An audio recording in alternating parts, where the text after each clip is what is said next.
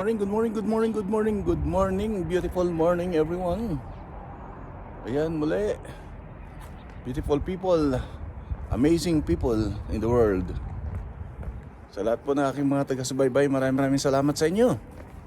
Sa mapagpalang umaga sa inyo lahat. This is my day 9 out of 28 days challenge, walking and running. At kunting laygay. You know what is laygay? Ibig sabihin po ng laygay ay kunting mga paalala from Crusader 377. Praise God. At binigyan na naman tayo ng panibagong buhay ng ating Panginoon. Isang panibagong buhay na talagang very amazing. At ang topic natin today is patungkol po sa ating buhay. Ayan. Okay, so yun po yung ating i-discuss ngayon. No? Patungkol po sa ating buhay. Okay. So, antabayan na natin mamaya-maya ang aking pong mga activity.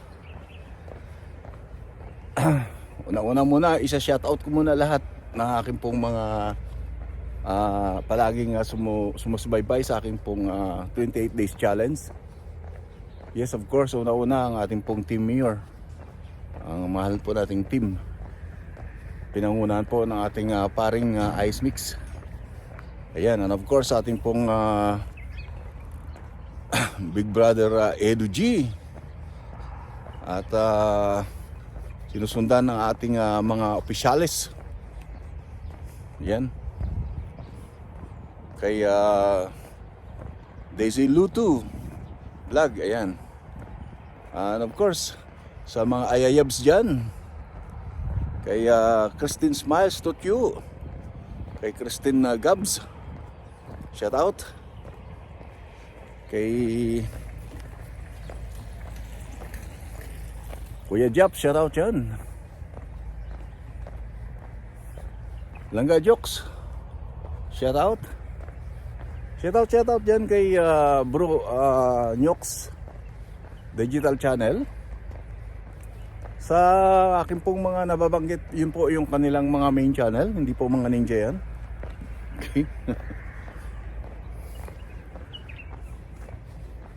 Sino pa ba? Baka may magtampo dyan.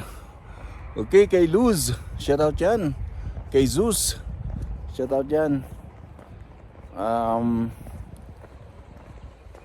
Italianong Pinay, ayun, Italianong Pinay, shout out. Shout out din sa ating pong mga ka-team. And of course, no, sa lahat po ng mga team mayor, hindi ko po kayo nababanggit. Hindi ko po maalala yung karamihan kasi bihira ko lang. Sabi ko nga, pagkabihira ko po nakikita at pagkabihira ko po na nakakausap, ay bihira ko rin maiisip. Okay. But anyway, shout out sa lahat ng team mayor. Saan man kayo, sa mga oras na to, mag-ingat kayo palagi. And yes, of course, sa ating pong Team Mokya, na pinangungunahan ng ating kapatid na Rasik. Rasik, shout out bro, Rasik.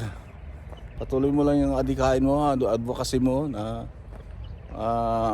palaguin ang inyong grupo. And I believe na maganda po yan ang inyong pinaplano. Ayun, of course, marami po dyan. Nandiyan po sina Gracia, Anjanis. Ang dami lang kasi, no, hindi ko kasi maisa-isa lahat yung mga timok yan. Ang dami niyan, may gitsandaan yata yun sila. Tsaka ang dami nilang pangalan. Ayan. I don't mean anything, ha. Okay, but we love you guys. Your full support ay always lang dyan. Thank you so much. Team Nena. Yan, sa mga taga Team Nena. Thank you. Team Sako, thank you dyan. BGM, pinangungunahan ng kanilang founder. Shout out kay BGM. And of course, ang akin naman na talagang laging nakikita dyan ay na sumusuporta din kay Crusader from time to time. Of course, ang ating Langgahani 129. Ayan. Langgahani 129. Shout out yan. Sa ating pong mga kaibigan dyan kay biritirang Pinay o OFW, ano ba yun? Basta yun po yun, si Mary 143. Magaling po kumanta yun, ano? Shout out, shout out. Of course, sa ating pong walang sawang kaibigan na Team Mayor din, si Minister G aka GD Cubs. Ang original po niyang channel ay GD Cubs. Yan. Shout out bro, shout out. Alam mo na kung saan ako nag-iikot. Alam mo naman tong lugar na to, lagi ito lang talagang aking iniikutan dito. Sino pa ba? Kay Shi 08G80. Ang dami po yung Shi. Ako nga pala, kay Cheryl Bernardo of Team Mayor. Shout out dyan. Langga. Ano bang hindi ko na shout out? Paalala nyo sa akin guys. Wala pa tayo sa topic natin. Okay. Yan, maraming salamat sa na-shout out ko. Sana lagi tayong masaya at lagi tayong magsusuportahan sa isa't isa. Yan sa mga tantosira. Shout out sa inyo lahat dyan. Okay. So proceed po tayo sa ating topic for today. Habang ako po ay naglalakad, mamaya na ako magja-jogging. Tatakbo. Parang ayaw ko muna pumunta sa malayo. Parang gusto ko dito na lang, dito sa lugar na to. Ganon din no? Okay. Topic for today is love. Pag sinabi po nating love, dalawa po ang dapat nating tunghayan at pag-aralan ng maigi. Pag sinasabi pong love, mayroon pong sinasabing human love at mayroon pong sinasabing godly love. So alin po yung gusto ninyong unahin natin? Okay, syempre unahin muna natin yung human love. Okay, maiksi lang po itong topic natin, mga 3 oras lang. Okay, pag sinabi pong human love, ito po ay pagmamahal na pinagkaloob ng Diyos sa tao. Dahil lahat natin pong mga nararamdaman, yung ating feeling, emotion, saglit lang para maganda dito, gumawa ng thumbnail. Saglit lang gawa lang ako ng thumbnail natin ha. Medyo nakikita ko yung araw eh. Ayan.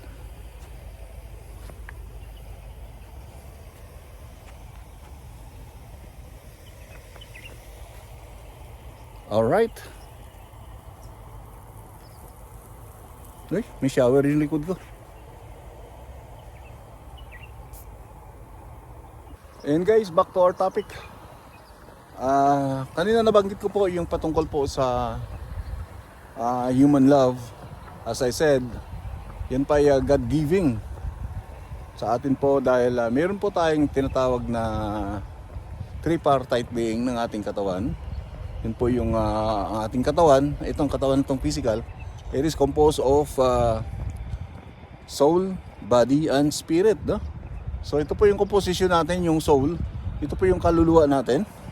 Na pagdating ng takdang panahon ay siya po yung tatanggap ng reward o parusa, kung sakali man, Sana walang mapaparusahan. Pag sinabi po natin kaluluwa, siya po yung nagde-decide kung ano po yung gustong ipagawa sa ating pong katawang physical. Kaya ang ating pong soul, ang kaluluwa po natin, ay hinahatak po yan ng dalawang bagay, no? Yan po ay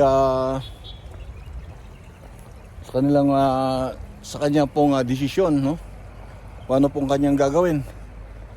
Yan po yung ang soul ang nagkakaman sa lahat po ng aspito at parte ng ating katawang physical. Pag sinabi ng soul na nakawin mo yan, ibig sabihin po yan ay gagawa po yung ating kamay. Tatriggerin po niya yung mind. Nga pala yung ating soul naman ay may composition din yan, May 3 kategory din yan na nasa kalooban ng ating soul sa ating kaluluwa.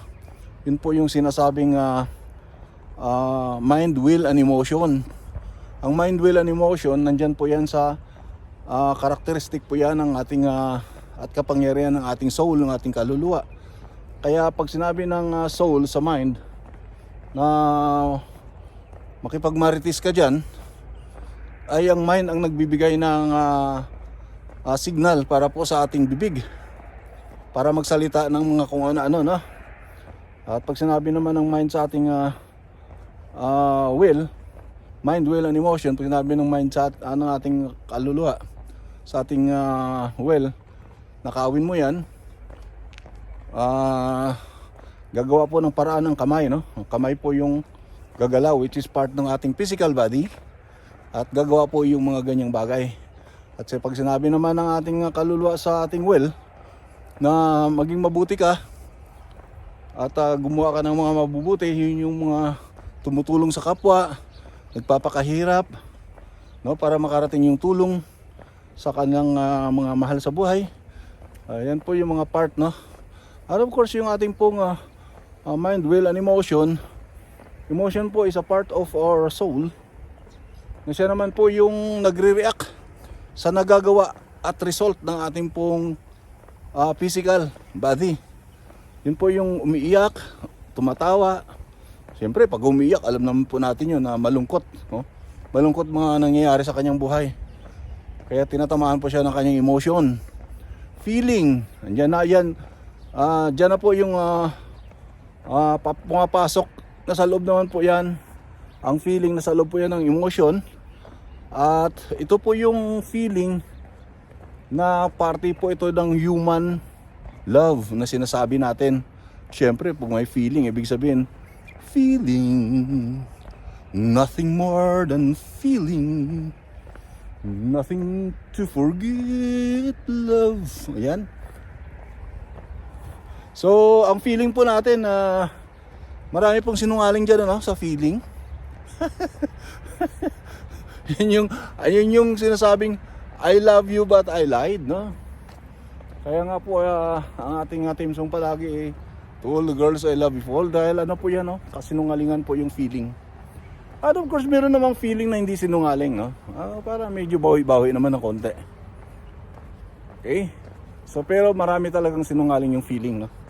Marami tayong sinasabi, ganito, ganyan, pero hindi naman totoo. Yan po yung pagka nakuha na po natin yung physical na gusto natin, ay nakakalimutan na po natin yung ating pong katungkulan bilang gumawa ng mabuti. Dahil dyan po sa feeling. Nga sinasabi nila, ang love, hahamakin ng lahat, no? Masunod lang ang gusto ng tao. Okay, so proceed po tayo. Yan po yung human love na sinasabi. Ano naman yung godly love? Ayan. Pag sinabi po natin godly love, ito po yung pagmamahal ng ating Creator. Siyempre, walang ibang ating Creator kundi ang ating Panginoon, no? Pag sinabi natin pagmamahal ng Panginoon, yun yung po yung unconditional love. Ay balikan ko lang po ng saglit yung human love. Ang karamihan po, yung pagmamahal ng human love ay may kaagibat po yan. May kaagibat po yan ng sukli palagi. Bira ka lang nakakitang mga tunay na Kristiyano o hindi man Kristiyano, tao na lang po, no? Na ang kanila pong pagmamahal ay lagi pong gustong may sukli, lagi pong gustong may kapalit. Unlike sa ating pong godly love, ito po yung sinasabing unconditional love, no? Wala pong pinag-uusapan dito na kapalit. Ang nais lang ng ating Panginoon ay maging mabuti tayo at maging maayos tayo. At walang ibang plano ng Panginoon sa atin kung hindi to make us prosperous and successful sa ating pong buhay. Kaya naman ang ibang tao ay hindi nagiging prosperous and successful because they themselves jump up from the hand of God, no? Ayaw nila magpa-control sa ating Panginoon.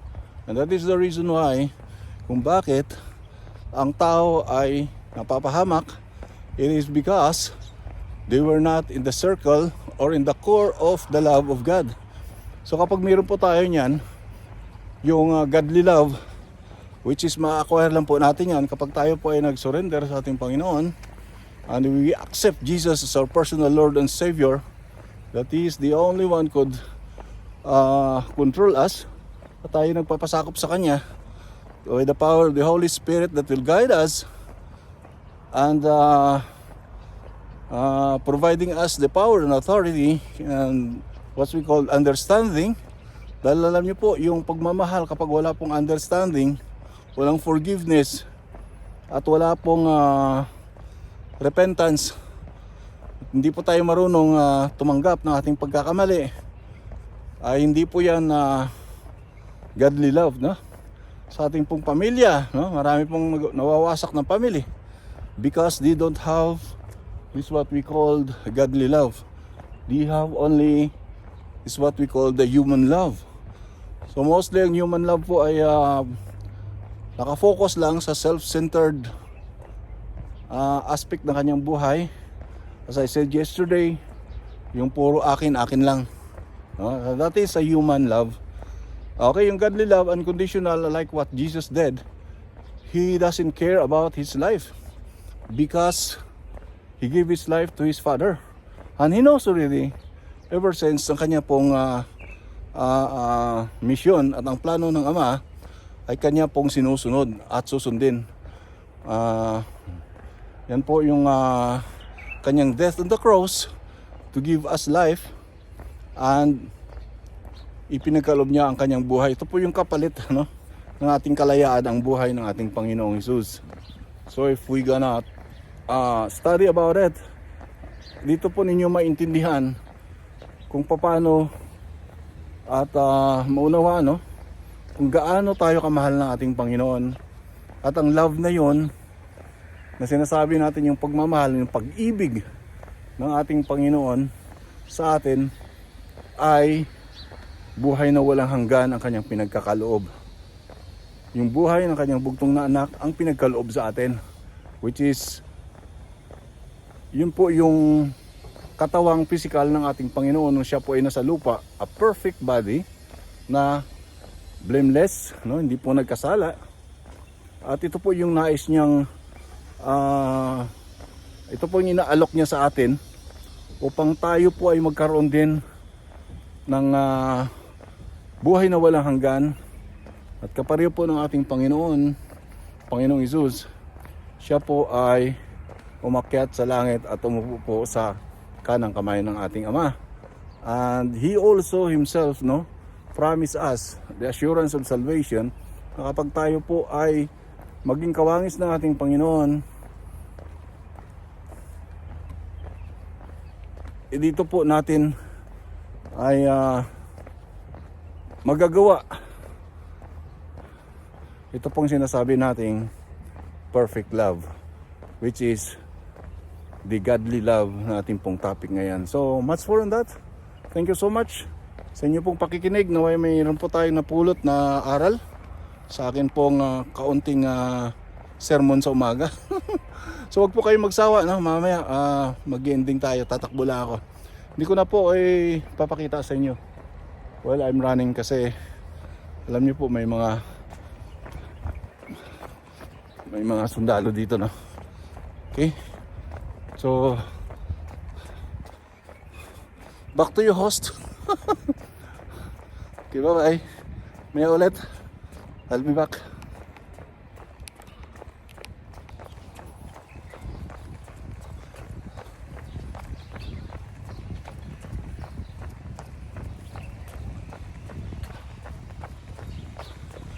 Meron din ako kasabay dito na sa umaga. Indiano naman yun. Grabe yun, araw-araw din yan nagja-jogging. Pero pagka umaga nagwo-walking yun. Sa gabi po siya tumatakbo, no? Kagabi grabe po, kami ay naglaro ng basketball, naka 2 games kami. Kaya pagod din. So medyo late na naman yung tulog ko. Alauna may higit na. Kaya kulang sa tulog ngayon. Bawi na lang mamaya-maya, no? Yung nap ko naman minsan inaabot ng 1 oras na pagtanghali. Kaya okay lang.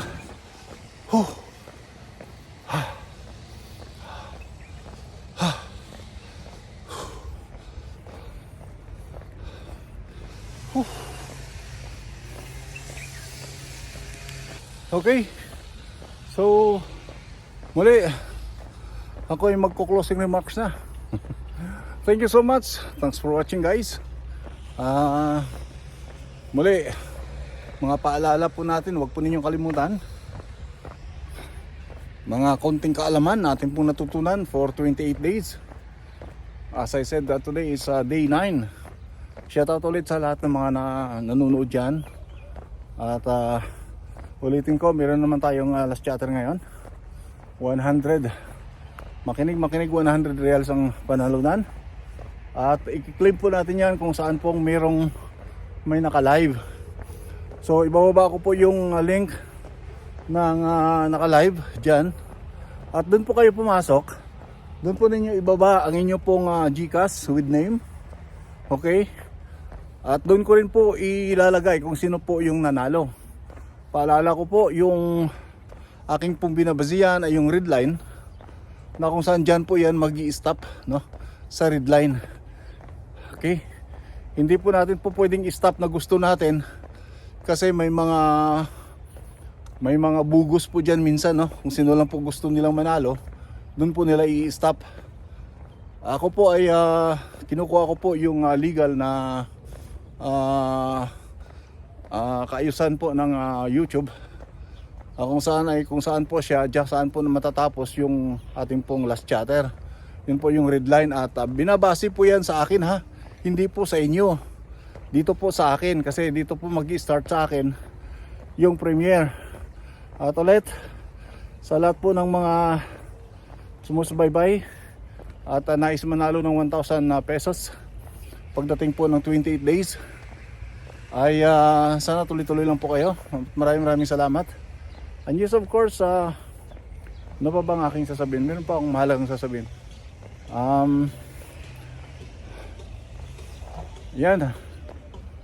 Alam ko naman na pagdating po sa last chatter ay kayo po ay napupudpud ang inyong daliri para manalo lang, ano. Pero pagpasensyaan nyo na, ganun talaga po yung game. Kaya nga po game, may mananalo, may matatalo. So kung kayo naman po ay napahanay dun sa talo, ay pagpasensyaan nyo na. So next time na naman ulit. At marami pa po, no? 28 days po ito. So naka 9 days pa lang tayo. Malay natin, pag medyo gumanda-ganda po yung kalooban ng ay lagi naman maganda, no? At pinagkalooban ng Panginoon, nadagdagan po natin. Malay natin in the day 20, 27 and 28, malay natin kung lumaki po yung ating palas chatter. Sa ngayon po ay inobserbahan ko pa lang po yung behavior ng bawat sumasali sa aking premiere. At abangan po ninyo palagi, no? Tamsakan po ninyo yung aking premiere kahit pa paano naman, Ayan. Okay. So more on that, guys. Maraming salamat. Na-shoutout ko na kanina yung ating pong pwedeng mga isa-shoutout. At ngayon ay tayo po ay magsa-sign off. Ito po yung inyong Kuya Crusader, palaging nagpapaalala at nagsasabing tayo po ay patuloy na manalangin, magmahalan, magbibigayan at mag-uunawaan.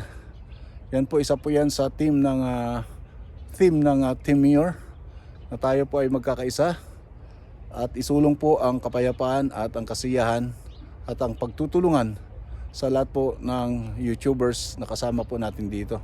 Iwasan ang away-away, iwasan yung tampuan, manatili pong maging mapagpakumbaba at mapanalangin. God bless everyone. Bye-bye. Peace off.